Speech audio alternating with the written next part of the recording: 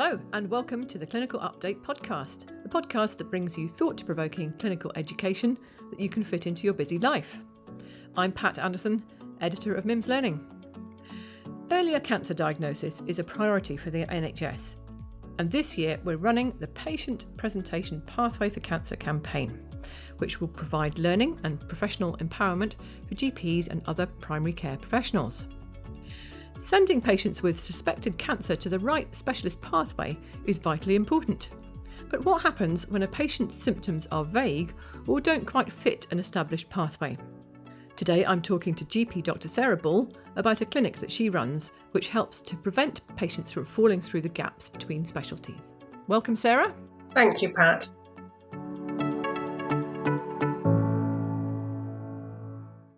So first of all, Sarah, would you just like to tell us a little bit about yourself for a bit of background? So I'm a GP. I was a partner for 25 years and shortly after COVID left partnership and felt that there was still some more work left in me. And I noticed that there was an advertisement to set up what was then called a rapid diagnostic clinic for cancer. They've since been renamed the non-site-specific symptoms clinics, and they've been rolled out over most of the UK.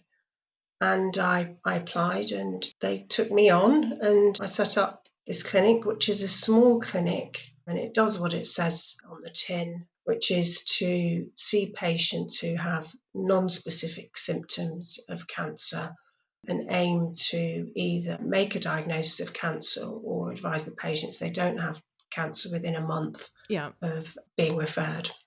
So it's quite fast moving. So what was the rationale behind setting up the clinics? They're part of the NHS plan that was issued in 2019, and the aim was to set up these clinics. There was felt to be a gap in the 2-week wait pathways where people who had rarer cancers or had very non-specific symptoms where they didn't fit into any of the traditional 2-week wait pathways, that there was nowhere to send these patients. And often they'd get rejected on the traditional 2-week wait pathways. And the aim is to have a clinic that would absorb those patients and get them diagnosed with cancer if that's what was underlying their symptoms. So is that kind of like almost a testament to GPs that they were finding patients who didn't fit neatly into the pathways that were available to them and were saying, hang on, there are patients who are falling through the net? Very much so. And one of the key criteria for referring, and nearly a quarter of the patients that are referred, it's a GP suspicion of cancer. We would accept referrals for patients where it's the GP suspicion and the GP's nose is twitching and they just don't know where the cancer might be. There's various symptoms that a patient can be referred into the clinic with. Significant weight loss is a key symptom, which is more than 5% weight loss in the previous 3 months or 10% in the previous 6 months. GP suspicion of cancer, vague anemias that don't fit other 2-week wait pathways, non-specific abdominal pain. Hematuria tends to go to urology. Drenching night sweats is another one that we see patients with, and providing they don't have any lymphadenopathy, because they would go to hematology. We just take the people that just don't fit the other 2-week wait pathways, and a bit of a safety net for those patients. Yeah. But as you say, the GPs, I like the way you put that their nose is twitching. They're thinking there's something here that needs to be looked into and it could be cancer. What does the clinic actually do day to day? How does it work? So we receive referrals in through a referral system. We triage those referrals. It's quite important that patients have had the pre-referral tests, and there's quite a lot of them.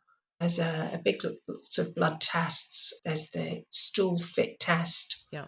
And there's a chest x-ray. And basically the purpose of the pre-tests are to make sure the patient doesn't fit another 2-week wait pathway, because if they were referred to us, and they were more appropriate on another pathway, we would have to refer across to that other pathway, and it would delay the patient getting diagnosed, because some of the pathways, particularly colorectal, they have a straight to test approach. Whereas if we would wait to see the patient in clinic, and then we would take their history, examine them, and then order the tests. Whereas if they went straight onto a lower GI 2-week wait pathway, they'd go straight to test, and there wouldn't be the delay built in of being seen in clinic.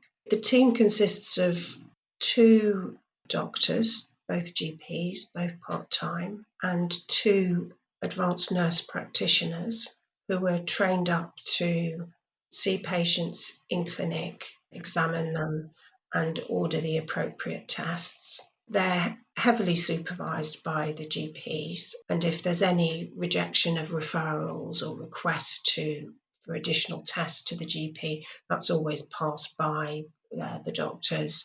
And before the patients are discharged from clinic or referred onwards, all the results are reviewed by the GPs to ensure that nothing's being missed. There's quite a good level of supervision of the AMPs. But it is a GP-led service then, rather than oncologist-led? Yes.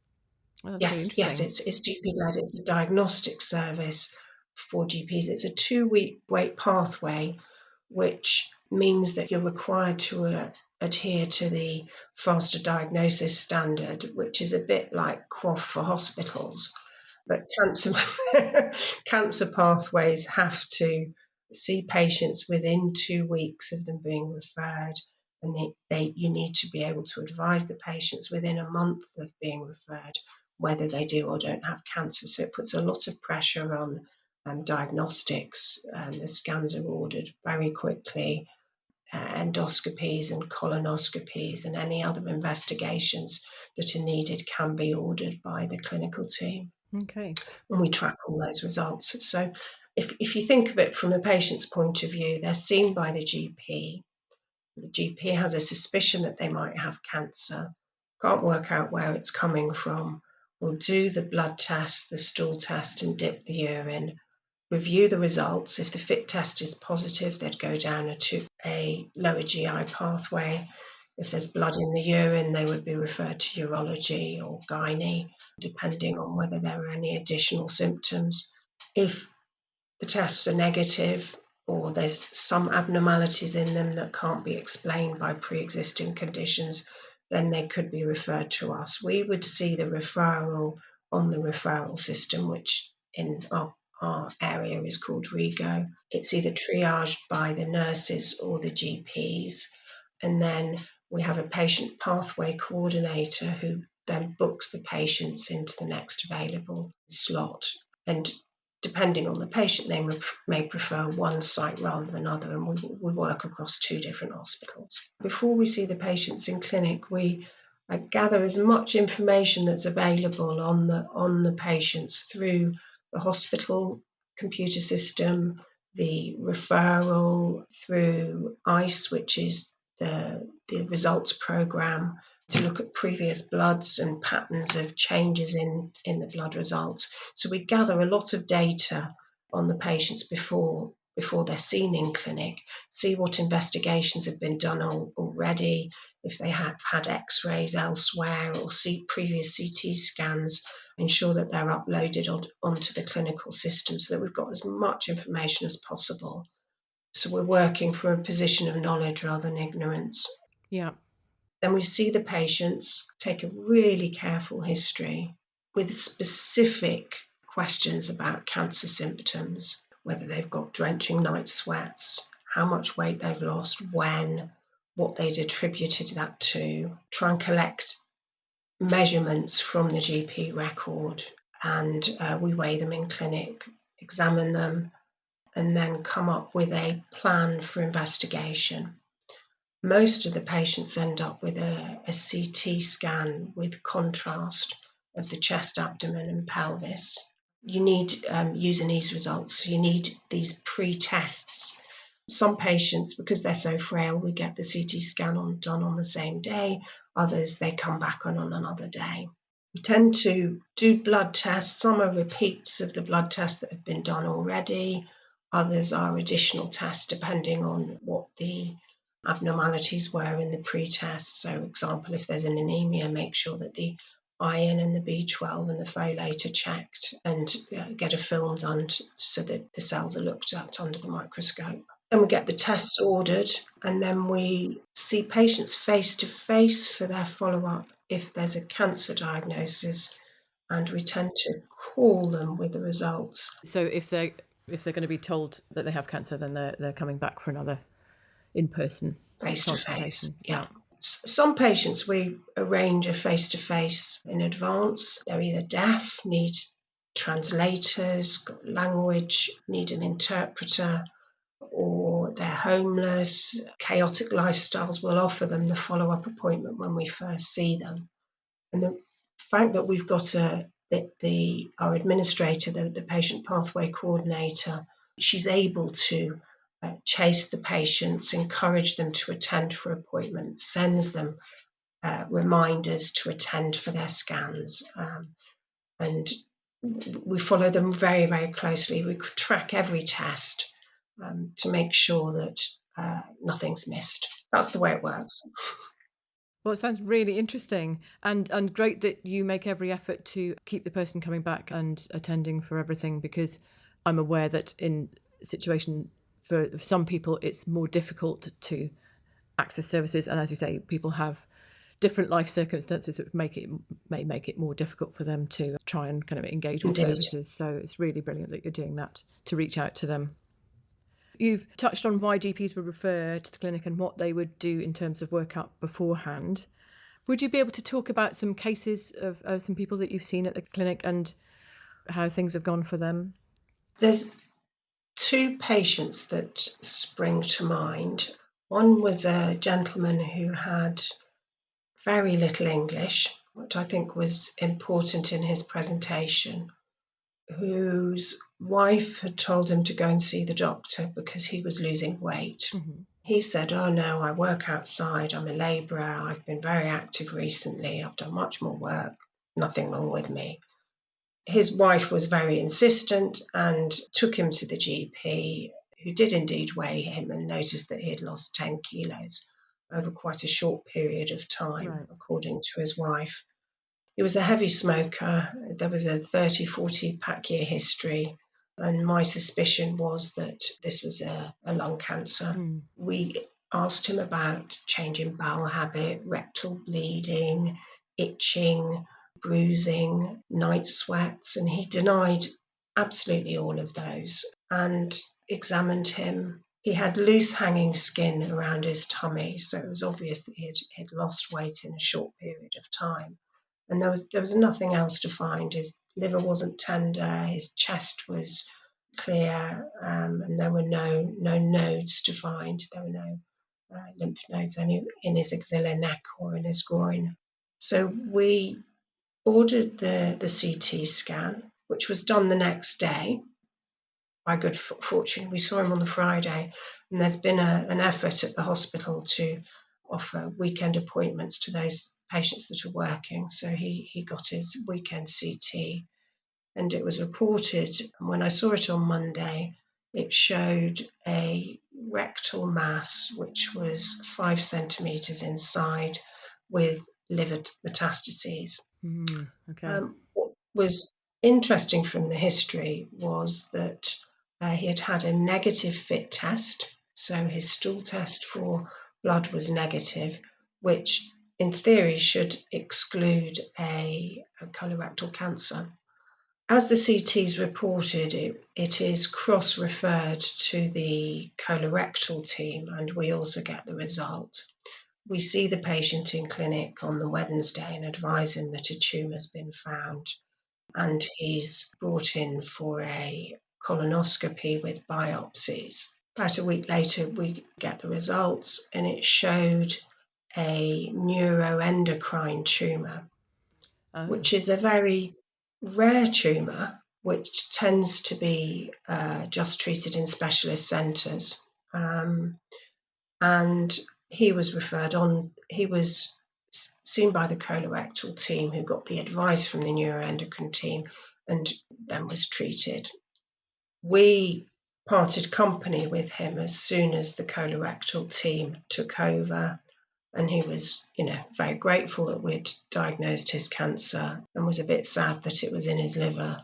We tend not to give patients prognosis in our clinic because we're not a specialist team. We're not fully up to date with all the available treatments because we're not treating. His example really is to say that he had symptoms, the investigations were negative, but because he had had significant weight loss, it was perfectly appropriate for him to be in our clinic. He's a typical patient that we would see, and the outcome might have been that he had a renal cancer. We pick up quite a few renal cancers just with weight loss. Right. A lung cancer, and then there are the rarer cancers that we're also picking up. Myelofibrosis was one of them, when a lady which had a progressive anemia, which is a rare blood cancer. So yes, it's a typical presentation.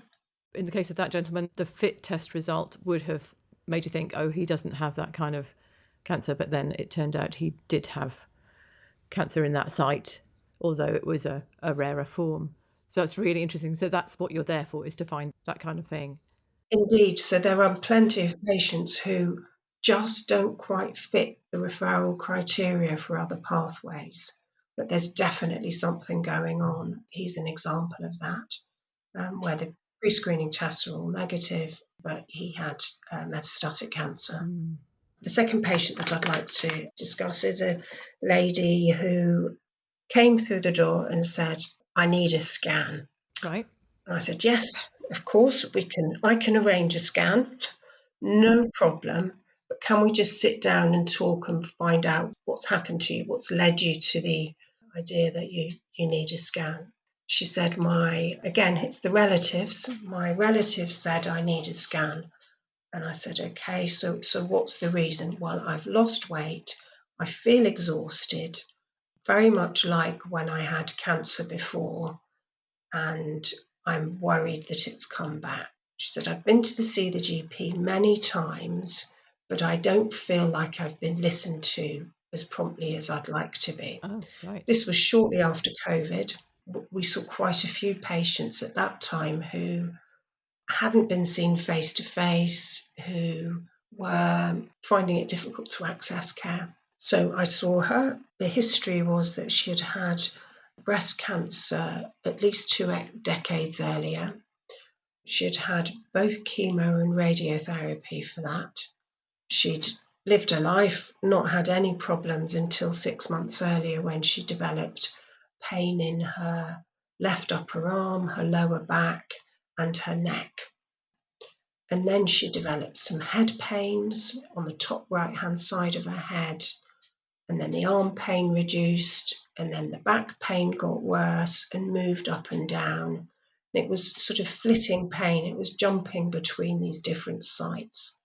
She'd started to take regular painkillers, and she said, "I don't like taking medication, but I'm having to take painkillers at night, and I'm pacing because the pain's so bad." We did some tumour markers, one of which, the CA153, is one that you use to identify breast cancer. Being negative doesn't necessarily mean you don't have it, but if it's positive, it's helpful as a diagnostic tool.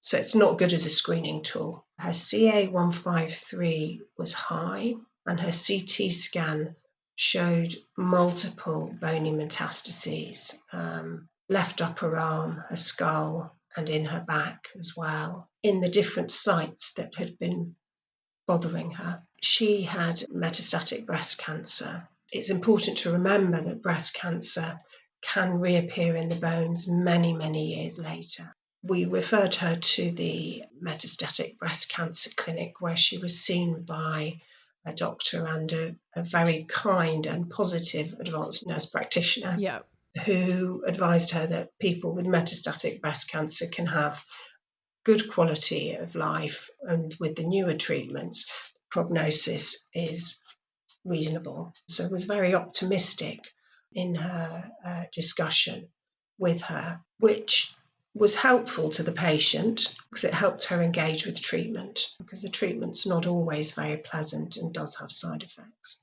for her, it was the importance of having her history, her past history of breast cancer. So in terms of the referrals, it's really useful to have as much information as possible, and particularly including the past medical history, even if it seems to be quite a long time ago that they had cancer. Yeah, because it obviously can be very highly relevant to what's going on now. Indeed, Yeah. indeed. Really interesting cases, and just reveals what you're about in the clinic, which is really, really interesting to hear. Would you be able to put a kind of figure on like how many people tend to be diagnosed with cancer that you see? You know, is it a high proportion of the people that you see? So it's up to 10% in any given month. Right. I've been communicating with the team, and they said in the last 6 months it's been 6.5%. So it's much higher than other 2-week wait pathways, which is usually a 2 to 3% cancer diagnosis rate. It's much higher for us. And I think it's because we're looking for the rare, the unusual, and the difficult to diagnose. And there's nowhere else for the patients to go. Yeah. Can I just ask a quick side question, which is obviously there are similar clinics elsewhere. Are they all over England, widespread? Yes, so the aim was to have 100% coverage by 2024. Now, I don't know if that's been achieved, but yes, they're supposed to be in the pipeline for the whole of England. Okay. And originally they were called rapid diagnostic clinics. And then some services call themselves vague symptoms clinics. But according to the faster diagnosis standard, the latest version of it, they're supposed to be all renamed non-site specific symptoms 2-week wait pathway. Oh, that's really helpful to know.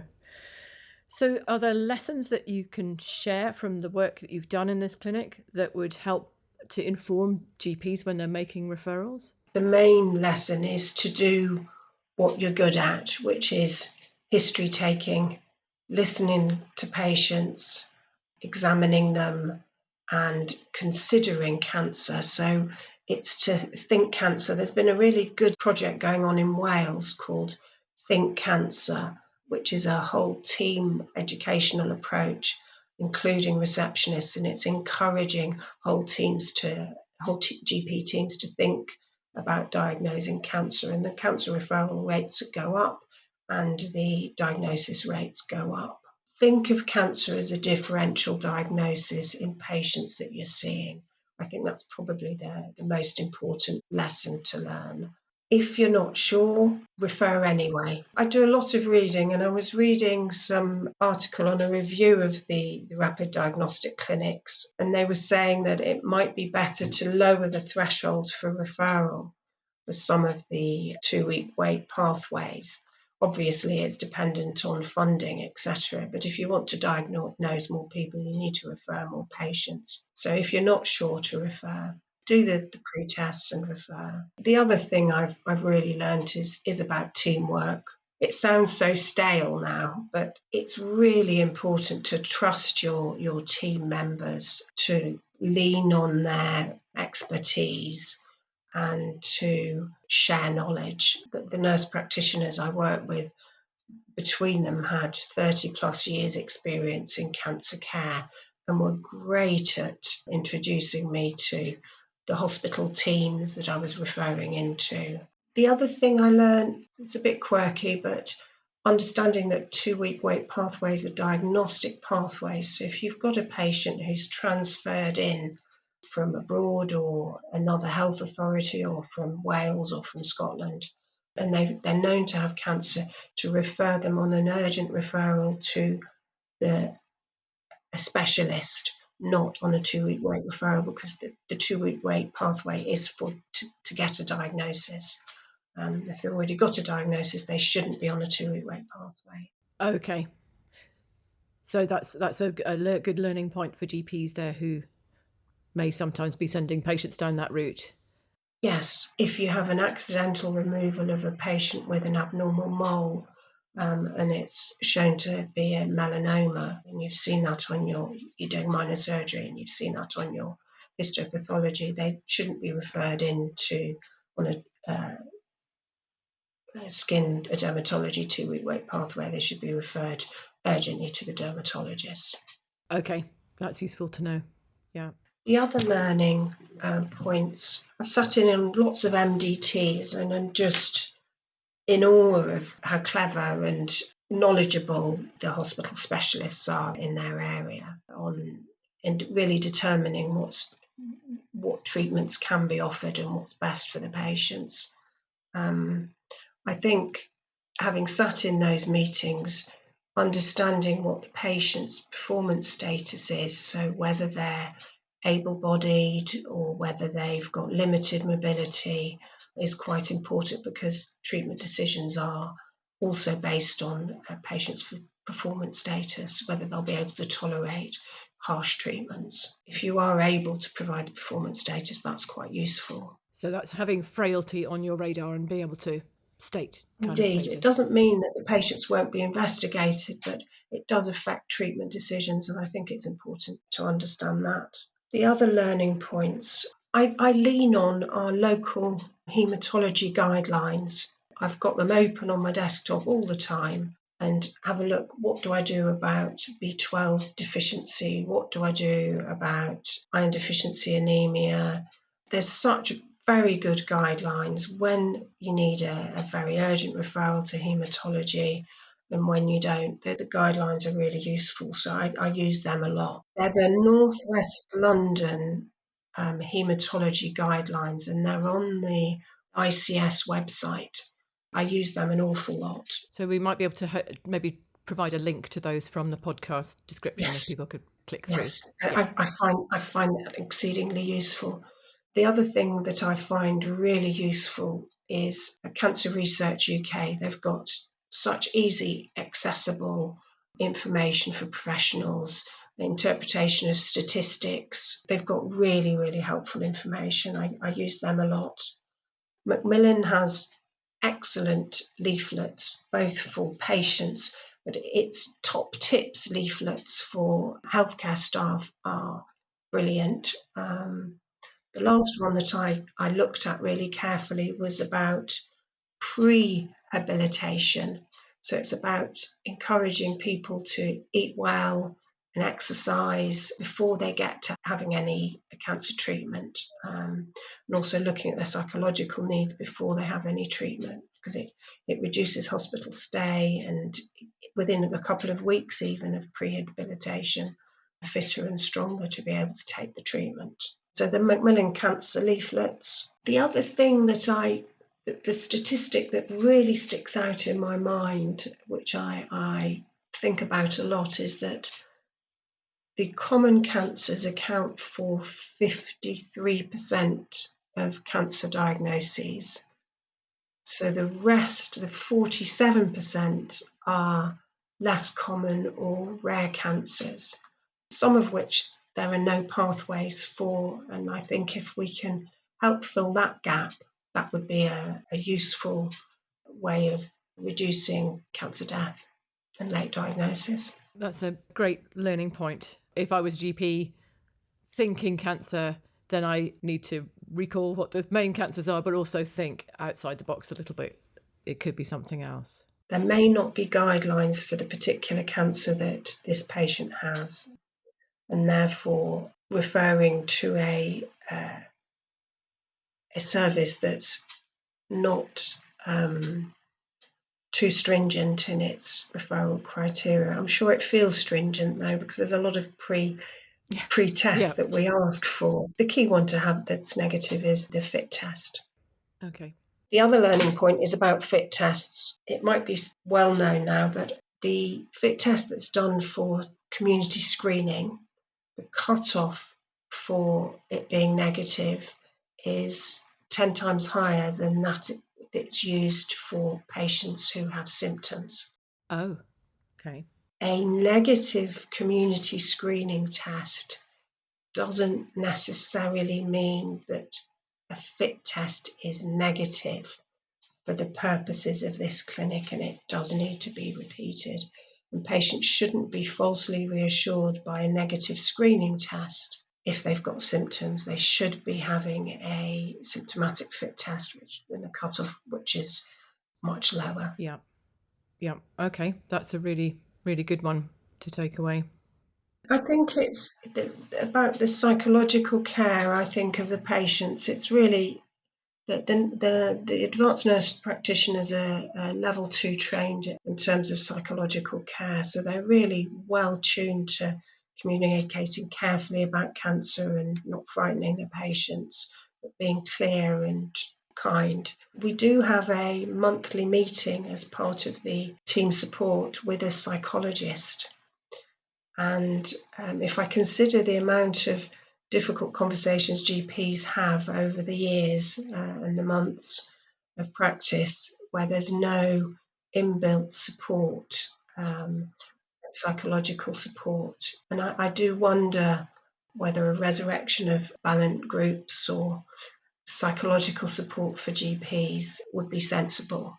I found those meetings extremely useful to contextualise what we're doing and to understand patients' responses and how to respond to them. It sounds like a really, really interesting job. A great kind of career progression for you, and obviously really helpful and useful for patients, because otherwise they might be falling through the net, and they're not because of these clinics. So thank you so much for talking through everything with us today and for sparing the time.